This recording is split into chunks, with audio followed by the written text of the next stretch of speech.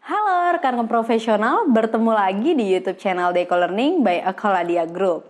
Untuk rekan-rekan profesional yang baru pertama kali menyaksikan video ini, yuk dukung kami dengan cara apa? Dengan cara subscribe YouTube channel Deco Learning agar kami terus dapat membuat video-video menarik lainnya. Selamat menyaksikan video ini ya. Halo rekan-rekan profesional, selamat datang di video Dynamic Talk by Deco Learning Akaladia Group.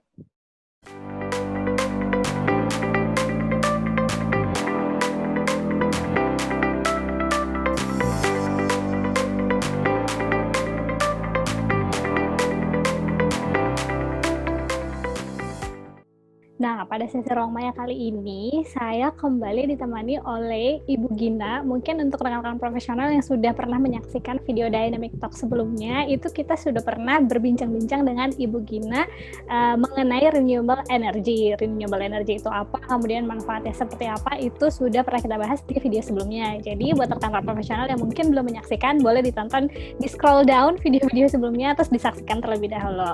Nah, pada kesempatan kali ini, kita mau spesifik ngobrolin tentang project yang saat ini sebetulnya Bu Gina sedang kerjakan apa sih gitu kan, manfaatnya untuk kita tuh apa sih gitu. Langsung aja sudah dengan saya Ibu Gina. Halo Ibu, apa kabar? Alhamdulillah baik.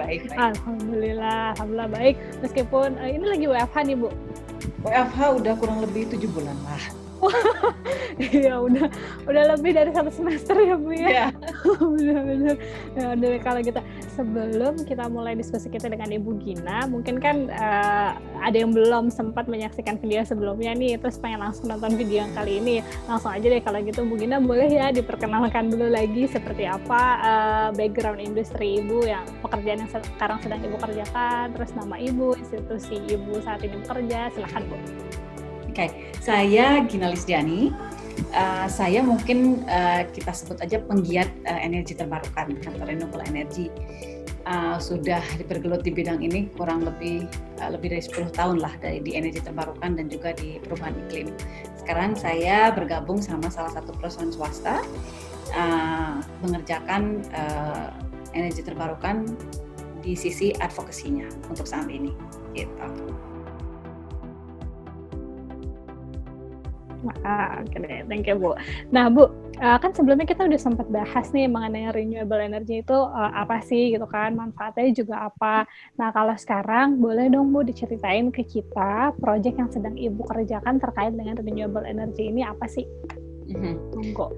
Oke, sekarang saya masih ngerjain di renewable energy, di energi terbarukan. Nah, cuman sekarang berbeda dengan pengalaman saya di pekerjaan yang dulu gitu ya. Sekarang memang lebih ke sisi advokasinya gitu. Jadi sekarang perusahaan tempat saya bekerja sama dengan 2 organisasi lainnya, kita sedang mengadvokasi regulasi sama kebijakan dan peraturan kepada pemerintah untuk bisa membantu sektor komersil dan industri mendapatkan sumber energi terbarukan untuk kegiatan operasinya gitu. Jadi kalau di sebelumnya saya pernah cerita gitu ya, sumber listrik kita dari mana gitu. Nah sekarang itu kan yang diperoleh sama perusahaan-perusahaan ataupun sama kita sebetulnya, sama rumah tangga gitu ya, residensial. Kalau kita bicara supply dari PLN kan masih mayoritas itu di sumber listriknya itu dari fossil fuel gitu ya, dari bahan yang tidak terbarukan gitu. Nah, sementara si sektor komersil dan industri ini mereka inginnya dapat supply listriknya itu dari sumber terbarukan gitu. Nah, kenapa sih sebetulnya gitu ya? Ada beberapa motivasi sebetulnya mereka itu mau mendapatkan sumber energi terbarukan. Yang pertama memang secara global harga energi terbarukan itu udah semakin menurun gitu ya, artinya tidak semahal dulu gitu. Semahal dulu itu kan karena mungkin teknologinya juga baru dan kemudian juga masih jarang, jadi memang mahal gitu. Tapi sekarang seiring dengan perkembangan teknologi, perkembangan ilmu dan lain-lain itu memang menurun harganya gitu. Nah selain itu kemudian juga mereka tuh biasanya mendapat pressure gitu ya dari pemangku kepentingan gitu, bahwa saya ingin membeli satu produk, misalnya beli baju misalnya gitu ya, tapi saya pengen bajunya tuh diproduksi sama energi terbarukan karena concern sama environment, concern sama sustainability atau keberlanjutan. Eco-friendly gitu ya. Nah, gitu. Itu kan banyak sekarang ya, pasti Iya, udah lihat betul. lah produk-produk di pasaran yang eco-friendly, yang dibuatnya dari sumber-sumber yang terbarukan atau dari yang recycle materials gitu. Nah ini tuh spesifik untuk yang pengadaan listriknya gitu. Jadi kita ngebantu perusahaan-perusahaan ini untuk mendapatkan listriknya. Nah kita ngebantunya itu dalam bentuk kita mengadvokasi pemerintah gitu. Ini ada dari sektor komersial industri, mereka mau dari energi terbarukan, tapi ternyata policy-nya atau kebijakan dan regulasi yang ada di Indonesia tuh hanya ini dan itu gitu. Sementara misalnya di negara lain opsinya tuh lebih banyak gitu. Nah ini yang sekarang kita suarakan ke pemerintah bahwa ini yang perlu tuh banyak loh, butuh tuh banyak, tapi regulasinya belum mendukung gitu, kebijakannya belum ada. Jadi minta tolong agar bagaimana sektor ini tuh dibantu oleh pemerintah, karena bukan saja untuk kepentingan mereka gitu ya, tapi juga untuk kepentingan pemerintah. Saya sebelumnya sempat bicara mengenai pemerintah punya target energi mix gitu ya. Nah kalau sektor swasta ini bisa mereka mendapatkan sumber dari energi terbarukan, kan mau nggak mau sebetulnya mereka juga membantu. Kontribusi ya? Ya, berkontribusi terhadap goal pemerintah yang sudah set gitu, sekian persen. Nah, jadi itu yang sekarang kita lagi bantu gitu, karena perusahaan-perusahaan ini sudah berkomitmen secara global gitu ya, karena ini banyaknya perusahaan multinasional. Mereka secara global udah bilang bahwa pada tahun sekian gitu kita mau 100% menggunakan sumber energi terbarukan di seluruh rantai operasi kita. Gitu. Misalnya seluruh itu berarti ya di Indonesia, di negara A, di negara B, di negara C, di negara XYZ, mereka semuanya pengennya 100% energi terbarukan. Atau misalnya saya di tahun sekian itu saya mau karbon netral, artinya tidak ada lagi emisi yang dikeluarkan dari operasi atau kegiatan di perusahaan tersebut gitu. Jadi memang mau nggak mau, suka nggak suka, trennya tuh mengarah ke sana gitu. Semua orang akan mulai berpikir sustainability-nya ya, ke depannya seperti apa, terus legacy yang kita tinggalkan untuk generasi berikutnya itu apa gitu loh dari sisi lingkungan gitu. Jadi itu yang sekarang kita lagi coba bantu, biar bukan hanya itu aja sih sebetulnya, untuk membuka juga peluang Indonesia menarik investor gitu. Artinya kalau sekarang satu perusahaan multinasional, dia misalnya sekali berinvestasi gitu ya, membuat satu pabrik itu misalnya dia berinvestasi sekian ratus juta dolar USD gitu. Nah ini kan kesempatan untuk pemerintah Indonesia membuka peluang itu gitu, dengan berinvestasi bukan saja ada direct investment yang masuk ke Indonesia, tapi juga membuka peluang tenaga kerja gitu. Katakanlah satu pabrik bisa 1.000 orang, misalnya 2.000 orang, kan artinya ada lapangan pekerjaan. Ya, betul. Nah, kalau perusahaan ini punya komitmen saya sumbernya harus dari energi terbarukan, tapi kemudian pemerintah kita nggak bisa supply itu, bukan tidak mungkin mereka akan memilih negara yang lebih bersahabat lah dengan sumber energi terbarukan. Oh, saya udahlah mendingan ke negara D aja, atau misalnya ke negara P atau ke negara S aja, di sana lebih gampang, semua sumbernya 100% energi terbarukan misalnya gitu. Nah ini yang sekarang kita lagi suarakan, kita dengungkan terus ke pemerintah, juga ke PLN gitu ya, ke utility, bahwa ini tuh harus ditampung keinginan mereka ini gitu. Iya, karena concernnya karena lebih ke sustainability itu tadi ya Bu ya. Kita sebagai personal juga udah semakin banyak gitu orang yang aware dengan kesehatan dan keselamatan bumi. Gitu. Jadi lebih bagaimana nanti keberlanjutan ke depannya gitu. Nah Bu, kalau mengerjakan proyek-proyek yang semacam itu, pihak-pihak mana aja sih yang berhubungan dengan pekerjaan Ibu?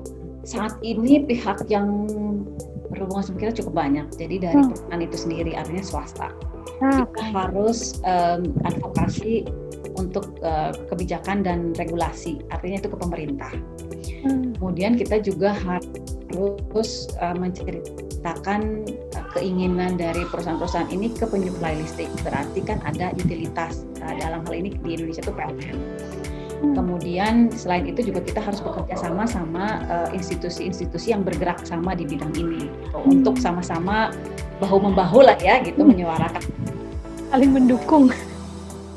ada NGO, kemudian ada dari saling mendukung lah kayak gitu. Jadi ini yang ada banyak pihak gitu yang terlibat. Belum lagi internasional partners ya yang kita gandeng gitu. Jadi lumayan banyak lah.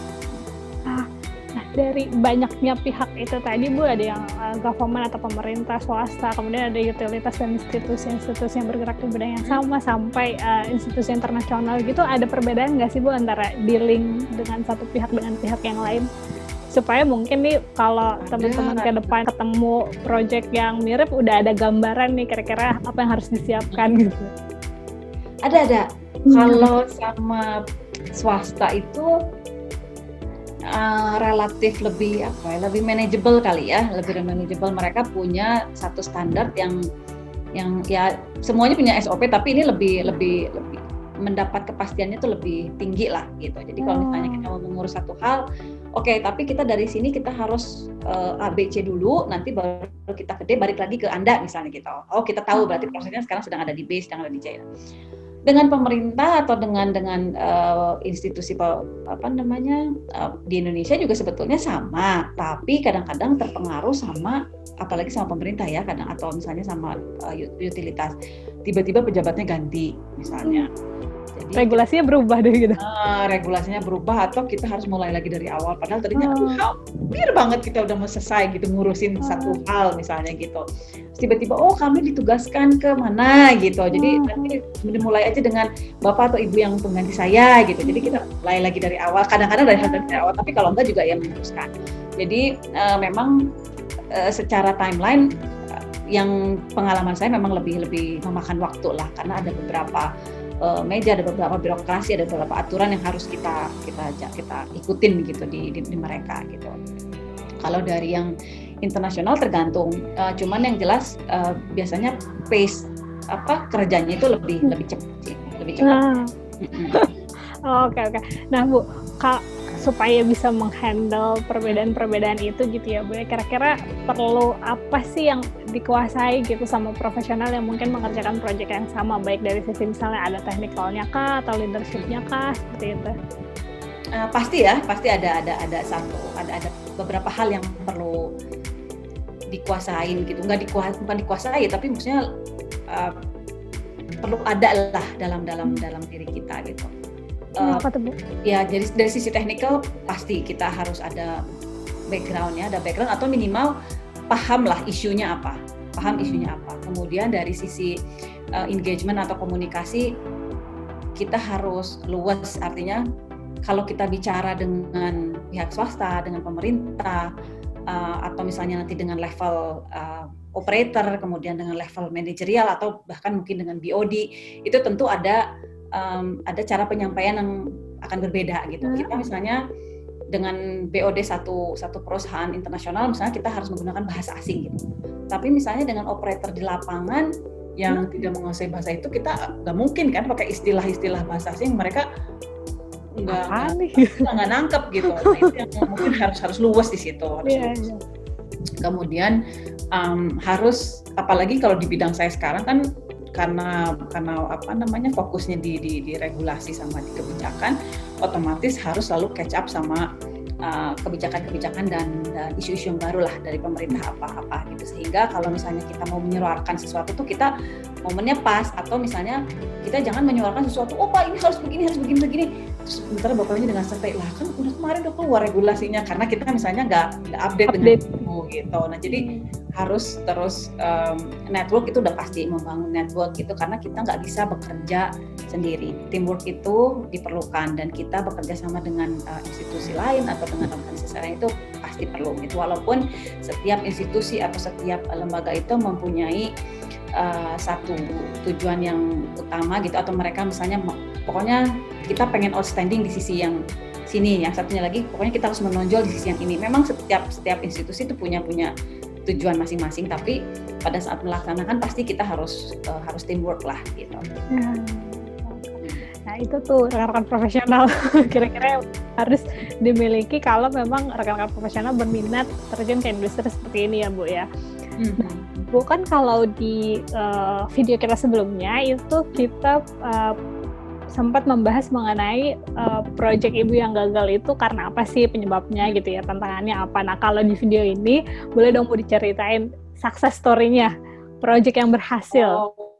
Success story-nya itu kita masih proses sebetulnya, masih proses, tapi sudah dapat lampu hijau lah, udah lampu hijau dari partner kita. Jadi artinya gini, sukses story-nya itu kita memulai itu dari sangat awal untuk menjelaskan satu isu yang ingin kita capai ini atau satu tujuan yang ingin kita capai itu kita makan waktu berbulan-bulan, mungkin ya berbulan-bulan untuk menjelaskan, memberikan capacity building, kemudian memberikan ya informasi dan lain, diskusi, negosiasi dan lainnya itu beberapa bulan. Kemudian belum itu lagi proses mengedukasinya aja gitu ya ibaratnya yang edukasi, kemudian ya kayak capacity building gitu ya, kasih tahu juga gitu. Nah terus hampir malah sempat hampir kayak ditolak gitu, udah nggak usah lah, kita juga udah punya kok program kayak gitu. Nah tapi kita harus cukup kuat dengan alasan atau dengan latar belakang kenapa itu harus dilaksanakan, kenapa harus terjadi gitu. Itu yang paling penting adalah itu, kita punya alasan yang kuat gitu ya, punya background yang kuat kenapa ini harus dilaksanakan. Nah ini sukses story-nya setelah itu mereka terbuka nih, pintu baru dibuka nih, kita belum disuruh duduk gitu. Nah kemudian begitu kita dibolehkan, akhirnya kita kan ada diskusi lagi, ada kerjasama lagi. Nah dan akhirnya yang paling happy itu mungkin adalah bahwa program kita akhirnya disetujui oleh board of director-nya, dan itu akan di-launching oleh perusahaan tersebut sebagai bagian dari asistensi kita ke mereka gitu. Itu sih yang bikin gitu. Akhirnya lampu hijau ya Bu ya. Proses sampai ke akhirnya jadi lampu hijau ini ada tantangannya nggak sih Bu yang boleh diceritain ke kita? Tantangannya ada dong, ada. Dari mulai internal aja kita pasti ada tantangan ya. Maksudnya gini, kita tuh bekerja sama kan dengan banyak pihak gitu. Tapi di internal kita sendiri juga kadang-kadang kan kita ada beda pendapat dengan teman satu tim, misalnya dengan satu rekan. Oh kita ngambil jalannya harus kayak gini, ngambil jalannya harus kayak gini. Udah pasti itu adalah namanya juga kinerja yang dinamik gitu ya, internal gitu. Terus kemudian nanti kita pada saat udah kita gandeng pihak ini deh gitu. Nah, pada saat gandeng dengan pihak tertentu juga belum tentu smooth yang langsung. Oh kita setuju, oke caranya A. Oh kita juga A, nggak mungkin gitu juga, itu hampir jarang terjadi lah. Pasti akan ada dulu diskusi. Jadi memang dari internal, kemudian dari setiap prosesnya itu ada tahapan lah. Jadi positif bahwa kita bisa mencapai, tapi kita juga mesti tahu gitu. Untuk prosesnya itu pasti ada challenge-nya lah. Gitu. Oke deh. Nah berarti kalau tantangan udah pasti ada itu tadi ya Bu ya, baik dari internal ataupun eksternal, karena terlibatnya banyak stakeholder lah gitu ya, banyak pihak. Nah kalau institusinya sendiri yang bergelut di dunia seperti ini tuh banyak nggak sih Bu? Banyak. Artinya kalau misalnya kita bicara energi terbarukan di Indonesia udah pasti banyak. Pasti banyak aja. Artinya sekarang kalau kita bicara masalah satu teknologi aja, misalnya kita bicara mengenai panas bumi gitu ya, itu kan berarti udah ada yang bangunnya, project developernya, sudah ada kontraktornya, kemudian ada konsultannya. Itu baru dari satu teknologi, belum nanti misalnya dari biomasa, dari biogas, belum lagi nanti dari hydro, dari itu. Jadi banyak yang masuk ke sini. Cuman memang fokusnya berbeda-beda gitu. Jadi misalnya yang satu, fokusnya saya sebagai project developer pembangkit energi terbarukan. Saya fokusnya sebagai konsultan untuk buat visibility study misalnya untuk project energi terbarukan. Kayak misalnya saya pribadi, saya di bidang energi terbarukan, tapi fokus saya sekarang memang di advisory untuk membantu perusahaan-perusahaan multinasional ataupun lokal mendapatkan sumber energi terbarukan. Jadi pihak yang bermain di sini sangat banyak, dan saya masih yakin bahwa ini adalah peluang buat adik-adik gitu ya, atau generasi yang muda gitu untuk terjun ke dunia ini tuh, ini kuehnya masih besar. Masih besar, dan masih panjang jalannya. Saya melihat banyak sekarang trennya orang bicara masalah perubahan iklim, trennya orang bicara masalah sustainability. Orang semua mau nggak mau semuanya menuju ke green lifestyle lah ya, gitu kita bilang. Jadi ini masih panjang, masih banyak kue yang belum tershare juga gitu. Tinggal nanti kita mau spesifik di mana gitu. Oke. Tadi kan Ibu sempat men-encourage kita atau adik-adik lah ya yang kalau mau ayo terjun di dunia ini gitu. Nah, kalau misalkan memang ada yang tertarik nih Bu, ada tips nggak sih dari Ibu apa yang harus dipersiapkan baik misalnya secara personal atau secara organisasi? Kalau secara personal sih mungkin kalaupun misalnya nggak punya background tapi pengen masuk ke dunia ini, yang paling penting adalah mencari tahu dulu gitu. Mencari tahu itu kan bisa lewat buku, bisa lewat ini. Sekarang kan udah zamannya webinar di mana-mana ya. Bisa ikut lewat webinar, kemudian bisa membaca jurnal-jurnal gitu. Dari situ bisa terbuka, oh ternyata energi terbarukan tuh apa gitu ya. Kemudian perubahan iklim tuh apa, dan selama saya bekerja saya tidak melihat bahwa harus dari yang backgroundnya energi terbarukan gitu. Contohnya saya kan nggak ada background di situ gitu ya. Terus teman-teman yang lain juga ada beberapa yang kadang-kadang backgroundnya sama sekali nggak di teknis gitu, tapi cukup maju gitu di bidang ini. Jadi yang paling penting adalah mengetahui isunya itu sendiri. Isunya itu sendiri apa, kemudian mengikuti perkembangannya seperti apa. Dan kayaknya itu sih yang paling penting tuh dari kitanya persiapan. Kalau misalnya emang kita udah heartnya tuh di situ, hatinya emang di situ gitu, nggak cobain dulu deh gitu, terus ternyata nggak suka. Kalau emang suka ya itu cari tahu gitu. Nah kalau untuk organisasi sih sebetulnya banyak pilihannya kayak yang tadi saya udah sebutin itu. Jadi sekarang mau ngambilnya energi terbarukannya dari sisi yang mana gitu, itu masih terbuka lebar lah gitu sih. Berarti kalau bisa passion gitu ya Bu ya. Kalau udah passion kan pengen belajar terus, cari tahu terus gitu ya. Kebetulan saya suka gitu, ternyata saya suka di bidang ini. Jadi ya alhamdulillah hampir 10 tahun lebih saya udah di bidang energi terbarukan lah sama perubahan iklim. Jadi memang bahwa ada niatan bahwa ya ngelihat nanti future-nya buat anak cucu lah ya, bahasa sekarang tuh buat anak cucu, buat generasi selanjutnya gitu, bisa ya mendapatkan air quality yang lebih bagus, environment yang lebih bagus gitu. Wah, oke deh kalau gitu Bu. Berarti itu tadi yang harus dipersiapkan oleh rekan-rekan baik dari sisi personal maupun organisasi kalau mau terlibat di dunia yang sama gitu ya Bu ya. Nah, di video kali ini berarti rekan-rekan profesional kita sudah diskusi proyek yang sedang Bu Gina jalani apa, kemudian institusi-institusi atau dealingnya itu sama pihak mana aja sih kayak gitu kan. Terus challenge-nya apa aja skills yang harus dikuasai. Tadi juga udah share gimana sih bisa sampai lampu hijau, kemudian tantangannya baik internal atau eksternal seperti apa gitu. Dan buat rekan-rekan juga yang mungkin berminat untuk menggeluti dunia yang sama, apa aja yang harus disiapkan dari sisi baik personal maupun organisasi. Wah, makasih banyak Bu Gina sharingnya ya Bu. Terima kasih udah dikasih kesempatan untuk sharing sedikit pengalaman saya di bidang energi terbarukan. Mudah-mudahan bisa membantu sedikit. Iya betul, mudah-mudahan juga bisa semakin membuka wawasan kita semua dan semakin aware gitu ya Bu ya dengan kepedulian tentang lingkungan seperti itu ya Bu ya, karena manfaatnya bukan cuma buat kita saat ini tapi sustain untuk ke anak cucu gitu tadi yang Ibu sampaikan. Mulianya gitulah. Oke, kalau gitu. Wah, terima kasih Ibu Gina dan terima kasih rekan-rekan profesional yang sudah menyaksikan. Ya, jangan lupa kalau untuk yang belum subscribe YouTube channelnya, jangan lupa di-subscribe, di-like juga videonya kalau memang suka dan merasa informasi yang disampaikan bermanfaat. Kalau ternyata memang video ini mau di-share ke rekan-rekan lainnya yang dipikir atau akan mendapatkan manfaat mengenai video ini, silahkan.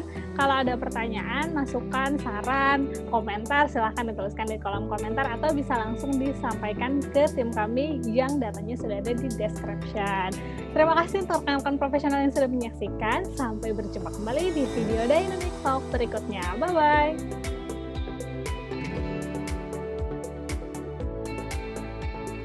Halo rekan-rekan profesional, jika Anda menyukai video ini, yuk dukung kami dengan cara subscribe, like, and share video ini. Nah, untuk rekan-rekan profesional juga yang ingin memberikan masukan ataupun saran, langsung saja tulis di kolom komentar di bawah ini. Semoga video ini bermanfaat ya untuk rekan-rekan profesional. Sampai jumpa kembali di video Dynamic Talk berikutnya.